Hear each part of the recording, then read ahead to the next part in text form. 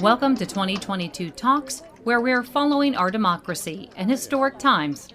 The Senate being equally divided, the Vice President votes in the affirmative, and the bill, as amended, is passed. In her role as President of the Senate, Vice President Kamala Harris helped pass the Inflation Reduction Act Sunday.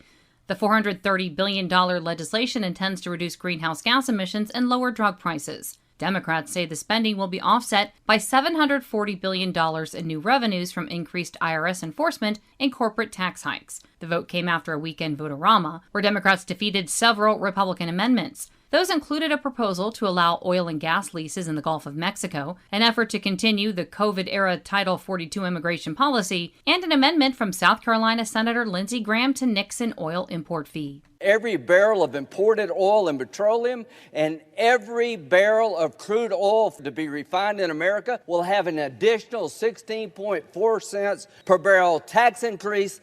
This is insane. This is stupid. Vermont's Bernie Sanders backed raising the corporate tax rate for large companies to pay for expanded child tax credits through 2026. We made significant progress in lowering childhood poverty in America with the establishment of a child tax credit, but unfortunately, that was not continued. That was also voted down. Nonpartisan analysts report the bill would have a minor effect on inflation, while Republicans assert it will undermine the economic recovery by hurting job creation and increasing prices. Senate Majority Leader Chuck Schumer called it a defining legislative victory for the 21st century. To Americans who've lost faith that Congress can do big things, this bill is for you. And now heads to likely approval in the House. President Joe Biden said he looks forward to signing it. The president travels to Kentucky today to meet with families hit by deadly flooding. His first trip since testing positive for COVID. He tested negative for a second consecutive day Sunday.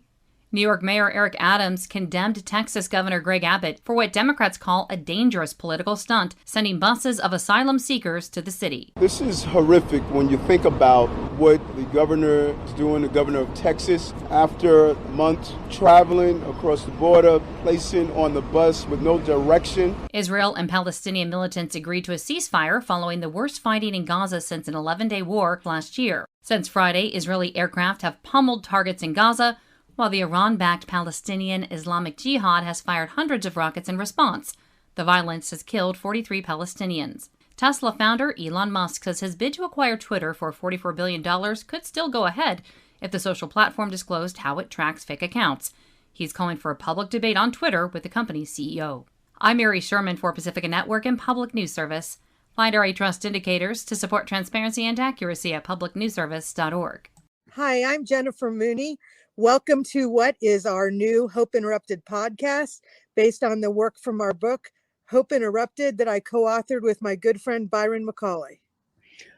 Hey, Jennifer, I'm looking forward to this podcast as much as I was looking forward to writing this book with you. We hope to interview some high impact folks as well as have a little fun. We're going to cover stories of hope.